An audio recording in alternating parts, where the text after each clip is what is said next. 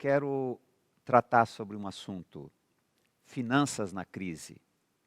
Esse assunto é muito pertinente todo o tempo, especialmente agora, nessa situação que todos nós estamos passando. Porque todos nós estamos na mesma tempestade, só que não estamos no mesmo barco. Alguns estão no iate, outros estão num barquinho a motor, outros estão numa canoa furada e outros estão na água, estão se afogando na questão financeira. Você tem ouvido aqui várias mensagens de apoio espiritual, de fortalecimento, de ânimo, de entusiasmo. Eu creio que a palavra do Pai é uma palavra de vida prática. Eu gosto dos textos de vida prática. É interessante falar sobre teologia sistemática, sobre história da igreja, maravilhoso, sabe? Mas eu gosto muito do meu Senhor Jesus quando Ele trata cara a cara, dentro da realidade da pessoa. E essa realidade que nós vamos tentar, nesse tempo exíguo, tratar com vocês. Na palavra de Deus, nós temos seguramente mais de 2.000 textos falando sobre finanças, sobre herança, sobre dinheiro. O Pai preparou isso para quê? Para que nós tivéssemos preparação para isto. Se você observar lá em Deuteronômio, quando o povo ia entrar na terra prometida, o Pai já falou a Moisés, falou assim, olha, você vai entrar nessa terra aí, só que eu vou dizer uma coisa para você. Você pode emprestar a muitas gentes, mas você não toma emprestado. Senão, ele vai ser cabeça, o estrangeiro vai ser cabeça. Deuteronômio 28, eu estou citando. E você vai ser cauda. E na realidade, tristemente, acompanhando pessoas há muitos anos, eu vejo quantos estão vivendo como cauda. Agora, precisamos observar o que a palavra de Deus fala, para que o Senhor nos tire dessa condição. O texto que o irmão leu aqui diz assim, lhes abriu o entendimento. Querido, o Senhor precisa abrir o nosso entendimento, porque o entendimento que nós temos é formado em cima do quê? Onde você aprende sobre finanças? Você aprende na sua casa? Ah, que bom, tomara que o seu pai e sua mãe sejam equilibrados, mas geralmente não acontece isso. Você aprende dentro da igreja? Não. Tem pastores que detestam falar sobre esse assunto. Geralmente são quebrados, quebram as igrejas, são descoordenados. Você aprende na escola? Você aprende no sistema financeiro? Olha quantas coisas que moldaram o seu pensamento. Ou você acha que você é independente para pensar nesse assunto? Não, não, não, não. Nós somos manipulados pelo sistema. Nós funcionamos como marionetes do sistema para pensar aquilo que ele quer, para nos manter agrilhoados ao sistema. O sistema que, numa das viagens nossas, um irmão disse o seguinte, que não é sistema capitalista, é sistema capitalista, é o sistema do capeta, mas só entra quem quer também.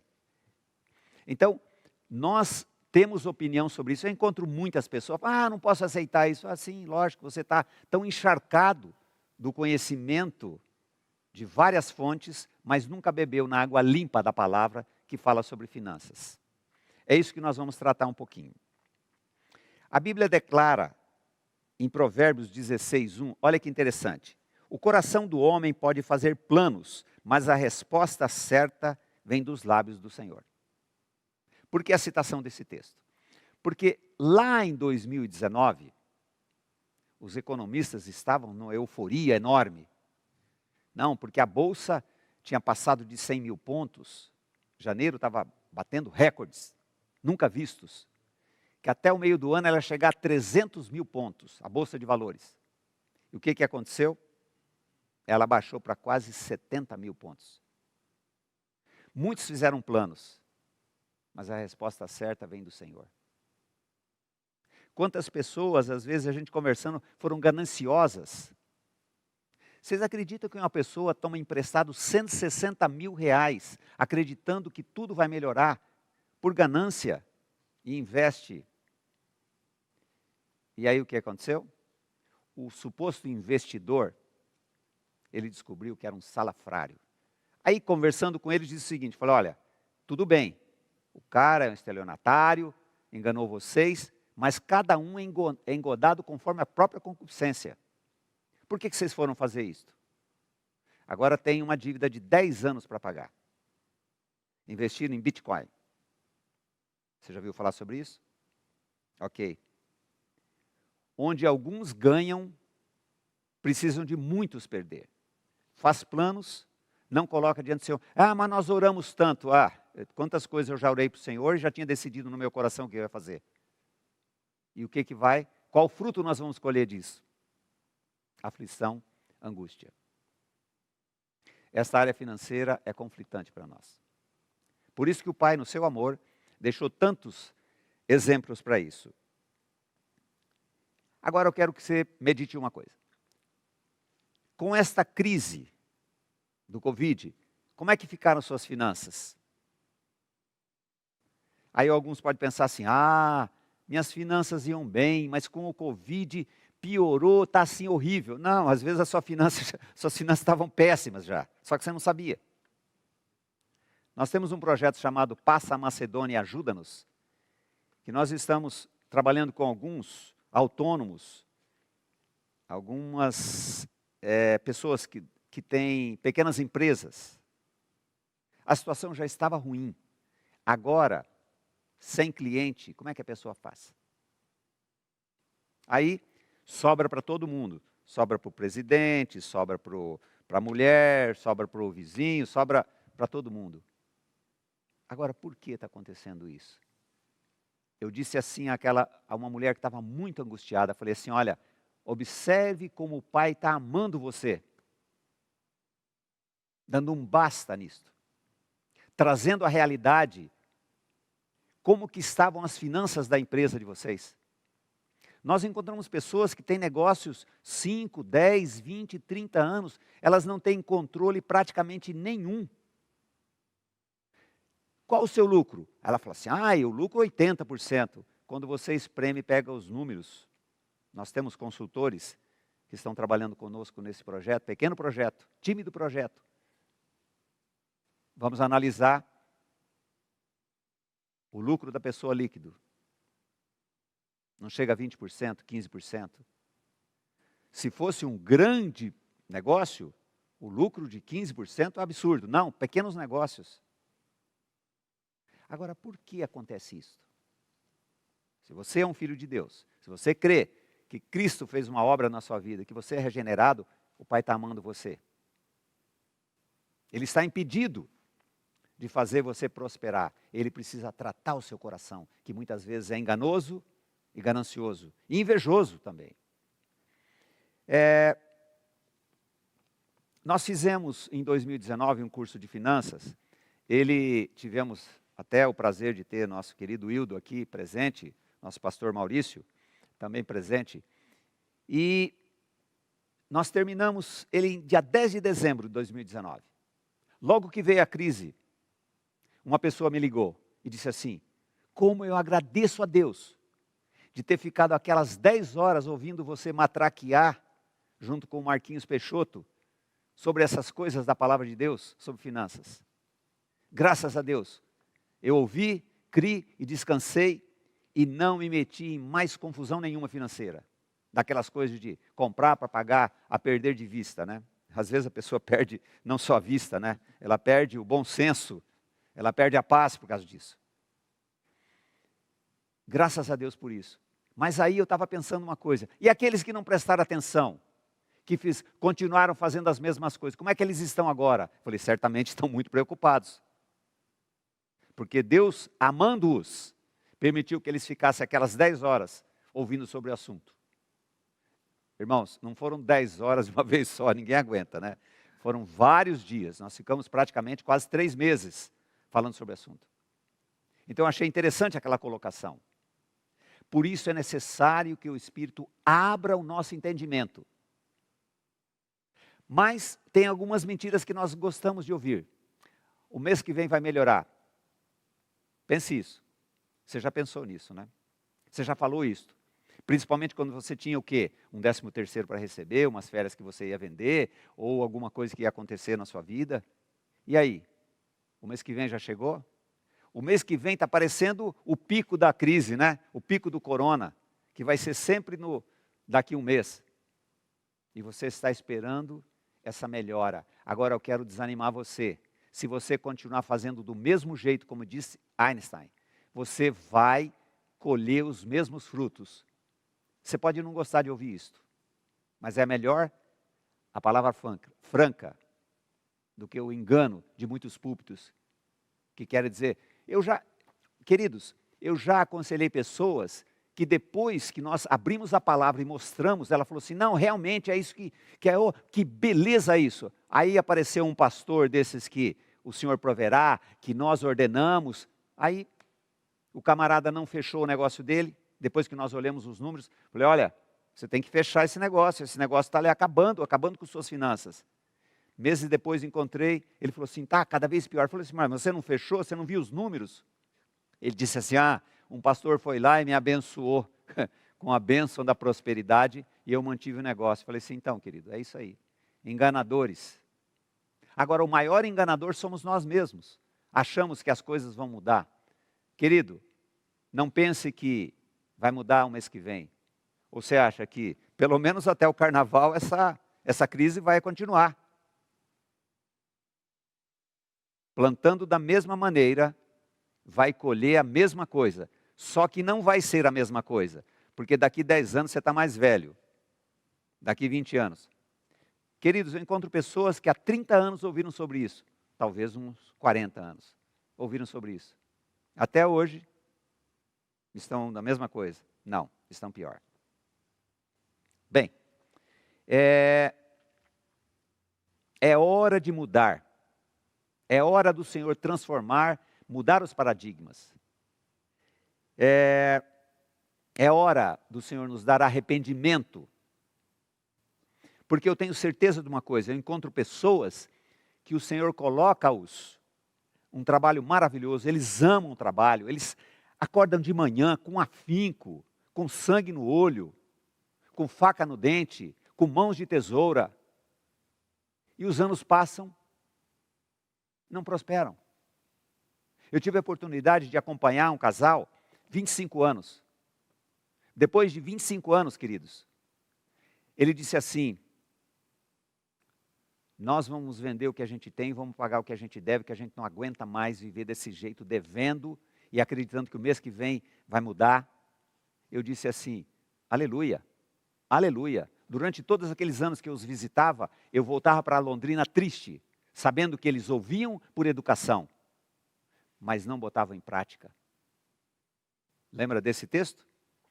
Aí, eu disse a eles, com carinho, falei assim, olha, o Senhor colocou esse trabalho maravilhoso na mão de vocês, como vocês amam fazer isso, como é bom vir aqui participar daquilo que vocês produzem aqui, mas vocês trataram de atrapalhar a obra do Senhor e a prosperidade do Senhor. Eles abaixaram a cabeça e graças a Deus, o Senhor está os livrando das dívidas.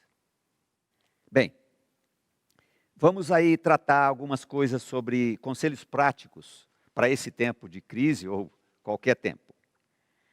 É necessário planejar, trabalhar e junto com a família. Eu tenho um caso que eu acompanho há 9 anos mais ou menos. Essa pessoa veio me procurar, ela disse assim, olha, eu estou muito triste. Meu marido sempre me tratou muito bem e ele teve um problema, morreu abruptamente. Depois de pouco tempo, eu descobri que a nossa vida financeira era um desastre. Ele me deixou um monte de dívidas. Primeiro tratamento que tivemos com ela foi que ela precisava perdoar o marido e enterrar o camarada, né? Porque ela estava com bronca. Bem, e nesses 9 anos, a gente tem acompanhado, e no ano passado ela me escreveu dizendo assim, querido, a última dívida, 9 anos, hein? A última dívida que nós contraímos quando estávamos casados, nós pagamos esse mês agora. Eu falei, glória a Deus. Agora, a restauração de uma vida, a restauração de finanças, pode demorar eu já vi milagres acontecerem 1 ano e meio, 2 anos assim, mas é raro. Às vezes demora 3, 4, 5, 8, 10 anos. Por causa da dureza do coração da pessoa. E que se porventura ela consegue respirar um pouco, ela já começa a fazer besteira novamente. Conheço alguns casos assim. Porque o coração precisa ser tratado.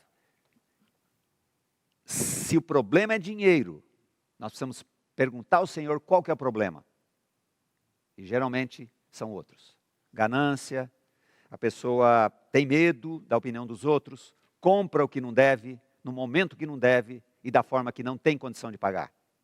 Você imagina uma pessoa que recebe R$2.000, ela assume uma prestação de um carro de R$1.200. E essa pessoa quis me convencer, não estou pensando numa situação, criando ficticiamente uma história, não.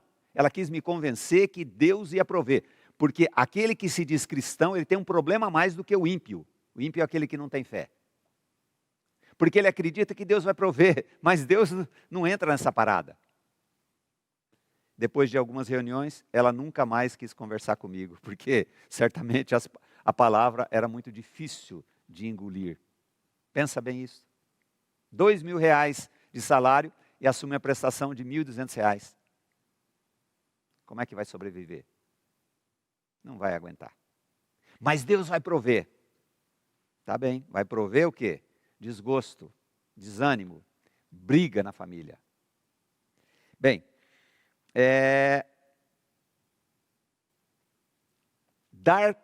outras questões. Dar prioridade ao consumo essencial. Não usar limite de cheque especial, cartão. São medidas a serem tomadas. Queridos, eu sei que é difícil. Uma pessoa que nós estávamos acompanhando, ela chegou ao acordo que ela tinha que vender o carro. O dia que ela vendeu o carro para pagar a dívida, ela falou assim, querido, foi como se eu tivesse perdido uma parte do meu corpo. Você pode rir disto, né? Mas você imagina como nós somos apegados às coisas? E às vezes o Senhor precisa tirar-nos daquela situação. De comodismo, que não é comodismo nenhum, né? Alguns conseguem ter equilíbrio, sendo cobrados, não ter dinheiro para nada. Eu vou dizer uma coisa para vocês, um texto que há muito tempo tratou comigo. O texto está em Efésios, diz assim, trabalhe com as mãos para repartir com aquele que tem necessidade. Eu falei, Senhor, mas eu não tenho nem para mim, como é que eu vou repartir com aquele que tem necessidade?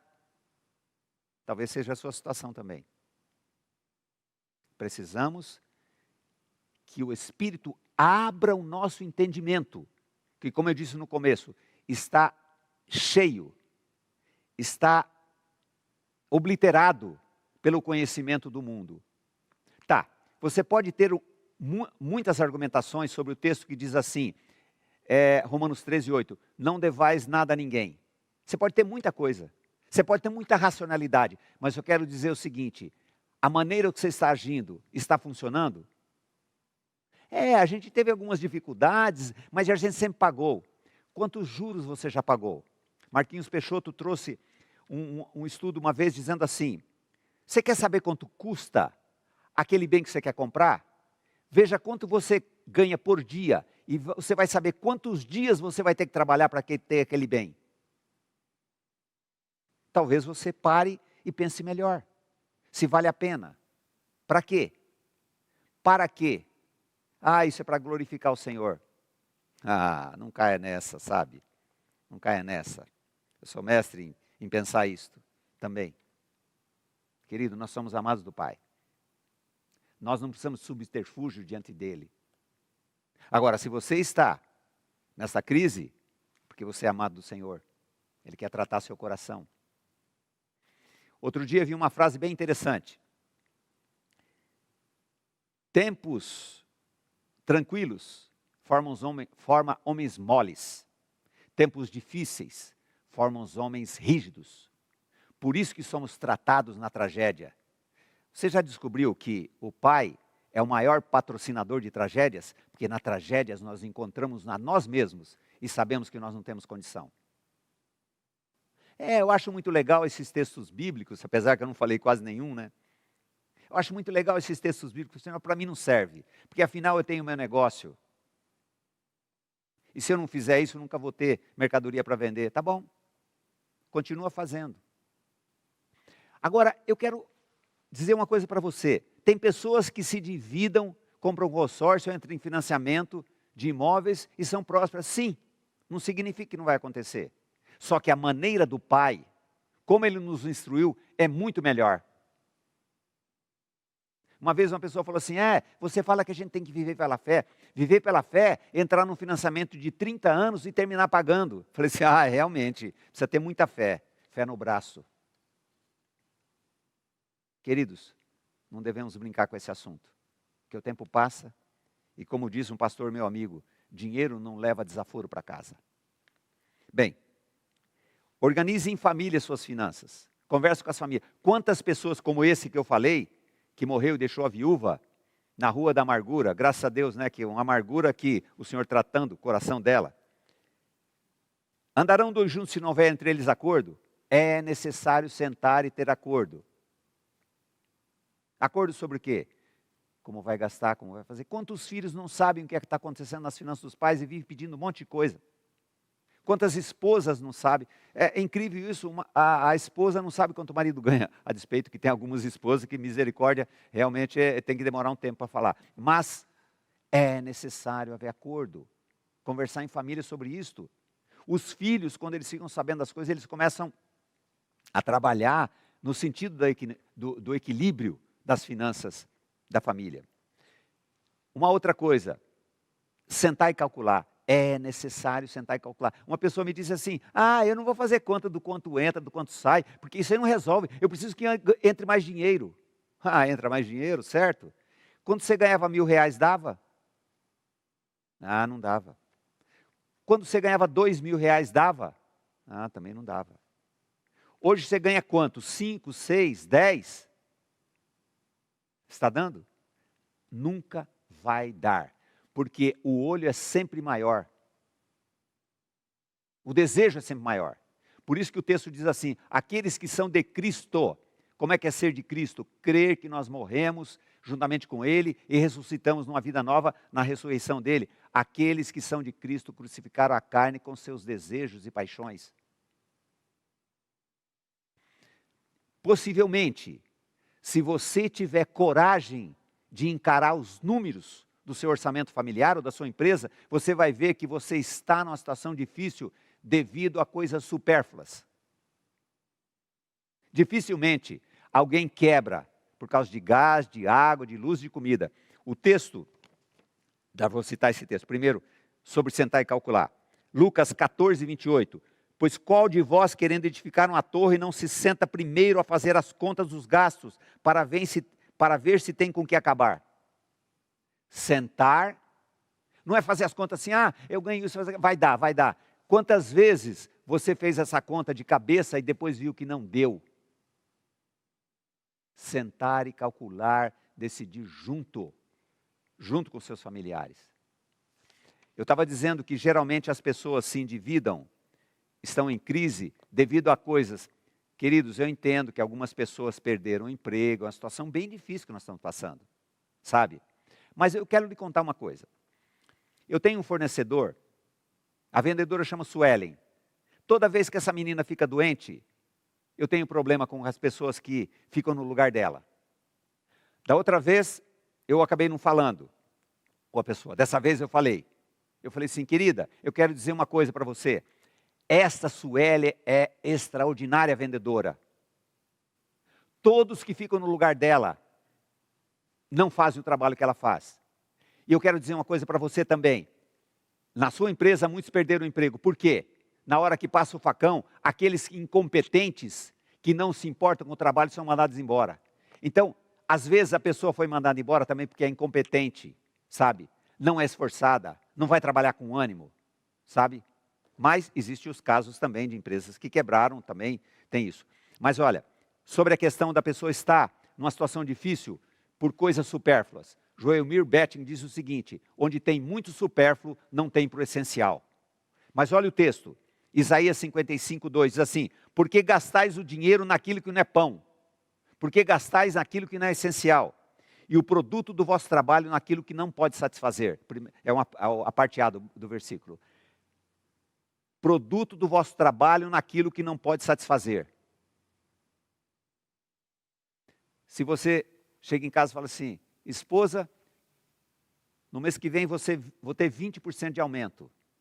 Ela já fez todos os planos do 20% que você ia ganhar, talvez uns 30%. É assim que acontece. E esse buraco vai ser coberto com o quê? Com mais dinheiro? Certa vez, falando num acampamento de pastores, falando sobre finanças, eu perguntei a eles assim, quantos de vocês aí acreditam que se o salário de vocês aumentar 20%, vocês resolvem os problemas financeiros? Ninguém levantou a mão. Eu falei, vou melhorar a oferta. Quantos de vocês acreditam, e tinha vários pastores, tinha muitos pastores lá, viu? Quantos de vocês acreditam que se aumentar 50%, vocês resolvem os problemas financeiros de vocês? Aí timidamente alguns levantaram a mão. Falei, agora nós vamos para o teto. Quantos de vocês acreditam que se o salário de vocês dobrar, vocês resolvem seus problemas financeiros? Pouco a pouco, a maioria levantou a mão. Eu disse assim, vocês estão acreditando na mentira. O problema não é aumentar salário. O problema é saber como se gasta o salário. Como se glorifica o Senhor no salário que nós temos recebido. E queridos, tenho certeza que nós temos recebido muito mais do que nós pedimos, ou pensamos, ou merecemos. Agora, é um buraco sem fundo. O texto de Ageu diz assim, recebeis o salário num saco furado. A boca de entrada é desse tamanho, ou às vezes é desse tamanho, mas a boca de saída é desse tamanho. Quem resolve esse rombo? Deus? Fazendo novena? Orando mais? Não vai resolver, sinto muito. O Pai trabalha mediante a sua palavra. Se você não senta e não calcula, você está cavando o seu próprio buraco. Agora, a despeito de tudo isso, eu quero deixar uma coisa muito interessante. Continuamos sendo amados, mesmo fazendo tudo que é contra a vontade do Pai. Por que nós somos amados? Para que cheguemos ao arrependimento. Sem arrependimento não há mudança. Sem arrependimento não há transformação de vida. Quem opera esse arrependimento? O texto diz, abriu-lhes o entendimento. Quem abre o entendimento é o Senhor. Agora, Senhor, clame, fala, Senhor, abre o meu entendimento. Estou vivendo como um jumento nas minhas finanças. Peguei pesado, né? Outra questão, seja criativo nesse tempo. Às vezes a gente chega para a pessoa e fala assim, olha, mas não posso fazer mais isso, mas você não sabe fazer pão? Você não sabe fazer isso, fazer aquilo? Não, eu não sei fazer nada. Eu falei assim, então tá bom, então vai ver Netflix. Vai ver série de TV, para ver se resolve. Olha o texto, Provérbios 22 e 29. Viste um homem diligente na sua obra? Sabe o que é diligente? Não é mão remissa, não é mão de preguiçoso. Minha mãe dizia assim, não vá lavar a louça com essa mão de preguiça, não. Eu lembro bem isso, né? Mão remissa, mão de preguiçoso. Viste um homem diligente na sua obra, perante rei será posto. Não permanecerá entre os de posição inferior. Se nós estamos numa posição inferior, por certo, dos motivos é que nós não somos diligentes na obra, naquilo que o Pai nos ensinou a fazer, naquele dom de trabalho que o Senhor nos ensinou, naquele trabalho, naquela firma que o Pai nos colocou. E para piorar, esse arroxo vai demorar mais um pouco. Agora, quem vai sobreviver? Aqueles que olharam para o alto, olharam firmemente para o autor e consumador da nossa fé. Para encerrar, eu quero falar duas coisas para você. O Senhor quer fazer duas coisas em você para essa mudança definitiva na sua vida financeira. Primeiro, peça arrependimento. Coração contrito não é rejeitado, diz o texto, não é? Porque nós somos amados, queridos. Segunda coisa, agradeça. Mas como vou agradecer? Estou quebrado. Agradecer porque você é fruto do amor de Deus. Parece um contrassenso isso, né? Eu sou fruto do amor de Deus e estou nessa situação. É nesta situação que a mão poderosa do Pai vai nos puxar do lodo. E toda a glória vai ser dele. Porque o nosso racionalismo e a nossa mente enxertada do conhecimento do sistema capitalista nos vai levar a isso. Nunca vamos chegar ao contentamento. Nunca. Não importa, com pouco ou com muito.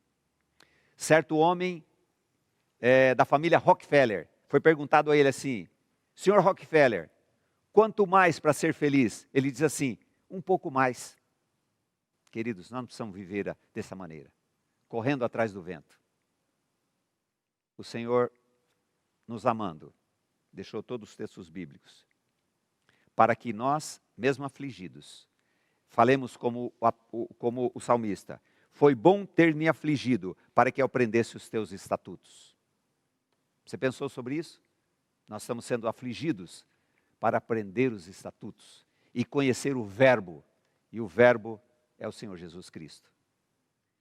Deus abençoe cada um com a sua palavra e com a revelação do Espírito Santo, para que sejam aberto o entendimento de todos e venhamos a glorificar o Senhor e ser o quê? Mais do que vencedores. É isso que temos em Cristo Jesus. Sermos mais do que vencedores e co-herdeiros com Cristo de tudo. Um abraço a cada um de vocês.